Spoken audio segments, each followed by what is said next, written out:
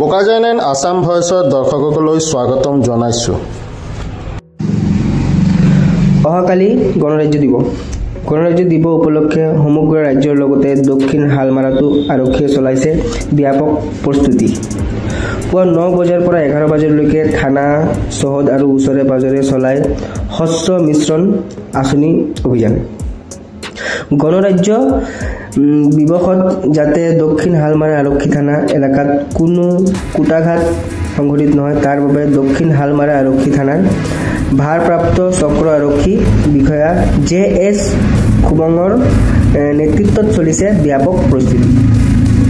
11 বজাৰ পৰা 2 বজালৈকে হাতে হাতে জাতীয় পতাকা লৈ থানা এলেকাত পাটাকাটা, টুমনি, মনিৰচৰ, দক্ষিণ হালমাৰা আদি গাঁও পঞ্চায়তৰ বিভিন্ন অঞ্চলত প্ৰায় 12 কিলোমিটাৰ পদযাত্ৰা কৰা পৰিলক্ষিত হৈছে।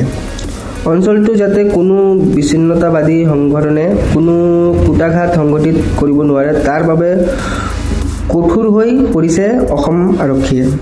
ইয়াৰ উপৰিও আৰক্ষীয় সূত্ৰে জানিব দিয়া মতে দক্ষিণ হালমাৰা আৰক্ষী থানা এলেকাত থকা প্ৰতিটো অঞ্চলৰ চোকা নজৰ ৰখা হৈছে বুলি জানিব পৰা গৈছে।